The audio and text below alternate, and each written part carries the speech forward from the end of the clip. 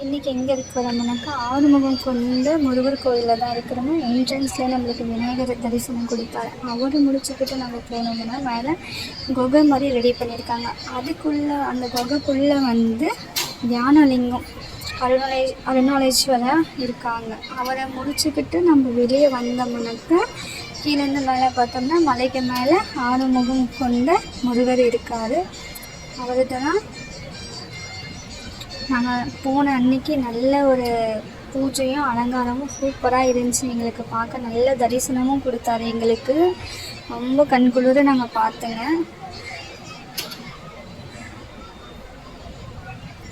அவரை முடிச்சுக்கிட்டு நம்ம ரைட் சைடை சுற்றி வர இடத்துல வந்து கீழே குறிஞ்சி பார்த்தா ஆறு முகம் கொண்ட முருகரோடது பின்னாடி 3 முகத்தை நம்ம அந்த சின்ன ஜன்னல் மாதிரி இருக்கு அதுக்குள்ளேயும் காமிச்சிருக்காங்க.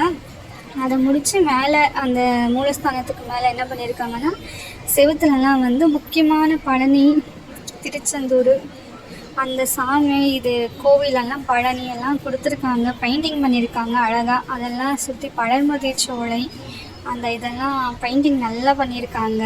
சுற்றிலும் அந்த கோயிலில் சுற்றிலும் அழகாக அதை பெயிண்ட் பண்ணி காமிச்சிருக்காங்க முக்கியமான ஸ்தலங்களை வந்து.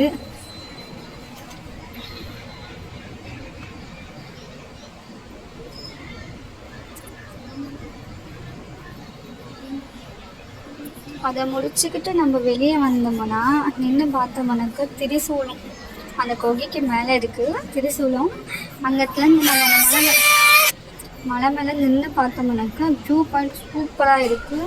அதுக்கடுத்து என்ன பண்ணியிருக்காங்கன்னா நம்ம அந்த மூலஸ்தானத்தை முடிச்சுட்டு வெளியே வந்து பார்த்தோம்னா 6 முகம் கொண்ட கோபுரம் மாதிரி மேலே அந்த மூலஸ்தானத்துக்கு மேலே நேராக இருக்குது. ரொம்ப அழகாக இருக்குது. நான் 3 பக்கமும் சுற்றி பார்த்தா கூட நம்மளுக்கு 6 முகம் அவ்வளோ கிளியராக காமிச்சிருக்காங்க.